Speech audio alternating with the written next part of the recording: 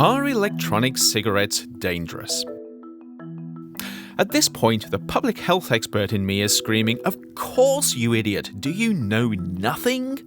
Certainly, there are very real fears that these sleek electronic tubes are hooking a new generation of kids on nicotine, and that this drug should not be considered safe and socially acceptable in any form.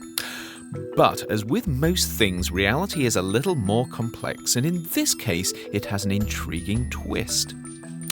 Electronic cigarettes are primarily designed to get nicotine into your body via your lungs, without many of the downsides of conventional cigarettes.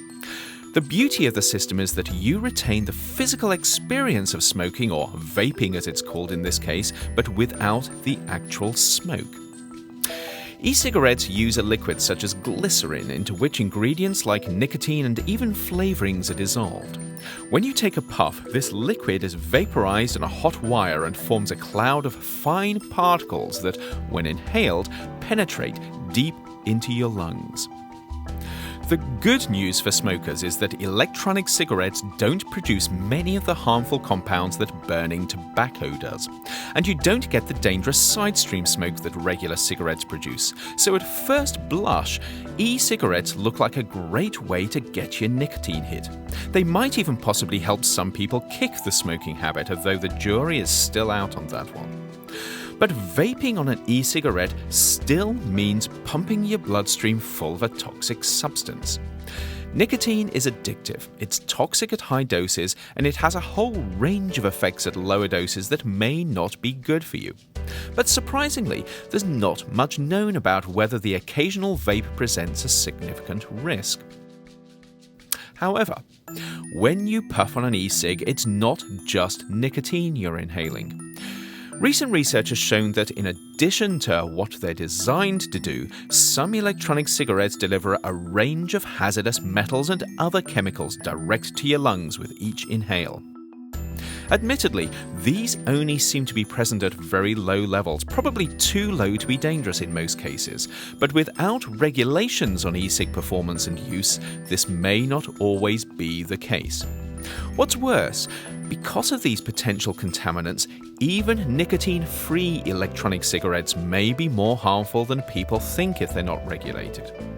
That said, there's no reason why the technology can't be developed to avoid unwanted contamination, and this is where things get interesting, because it isn't just nicotine that can be put into these little tubes. Think for a second about the increasing legal use of marijuana for medical purposes. Puffing on a regular joint may make you feel better, but you're also stuffing your lungs with a whole load of harmful combustion products that your body will not thank you for in the long run.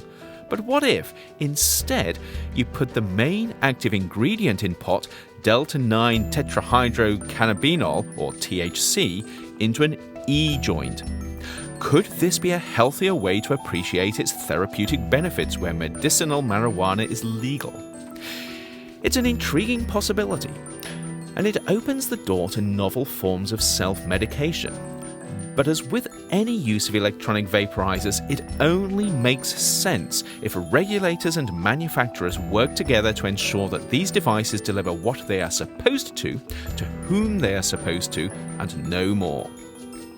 Don't get me wrong, I still think it's crazy to fill your lungs with potentially harmful stuff. If nothing else, these are delicate organs and your life depends on them.